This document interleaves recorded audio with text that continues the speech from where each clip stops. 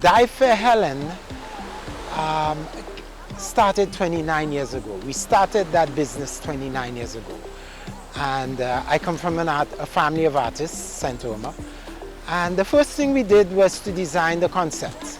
If you look behind me, you'll see two fish, the pitons. And the symbol, the slogan is "Come see and dive for Helen."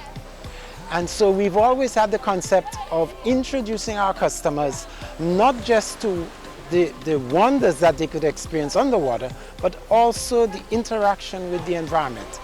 And diving around the region, one thing that is very unique about St. Lucia is so much more it has to offer to the traditional diver who expects sun, sea and sand. And to that extent, you'd have some folks come down to do a 5, 6, 7 day dive pack. Cut it short, because there's so much more on offer. That is what makes St. Lucia so spectacular. Your greatest highlight when it comes to water is being able to breathe underwater. Nothing can take that away. But I would have to say some of my more memorable moments has been my initial diving, which was in 82, 83. I worked as a dive master for halcyon days in Viewfort. And on that side of the island, everything is grand. Large sharks, large stingrays, barracudas, wrecks, spectacular. This side of the coast is spectacular for color, but that side of the coast is grandeur. And you never forget that. The ability to kneel down on a sandy bottom, tap your tank and have large groupers rush onto you, or be able to pat a stingray because it's so massive you look like minuscule to it and unconcerned about you.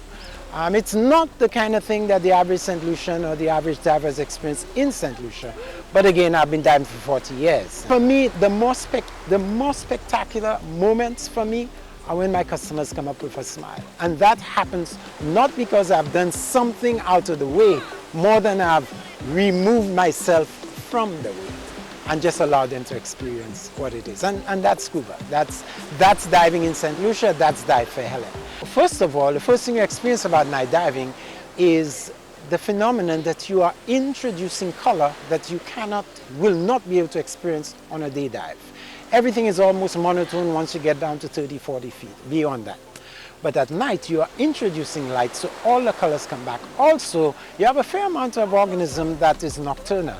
And they come out when you will not necessarily see them during the day, so they come out at night. As I said, Dive for Helen has had a policy of introducing people to what makes St. Lucia special. And over the years, we have marketed not just underwater, but the country itself. And one of the fine points about St. Lucia is the amount of effort that has gone into environmental sensitization, awareness, policy, and management. And it's something that I myself worked on. I penned the policy document to regulate the dive sector on the island. I co-sang the famous Leslie M. And when you get the opportunity to explain to people the intricacies of a natural and artificial reef, you see sparks, you see things begin to happen to them. I tell my customers that the diving is just a tool.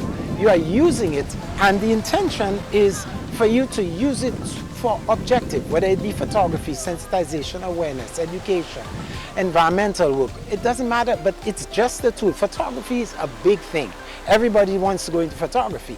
But what if you start to study what you are shooting and start to explain to people exactly what they are experiencing? So you can take it to another level. And that's the awesome thing about scuba. That's one of the awesome things about scuba, seeing your customer coming up with a smile.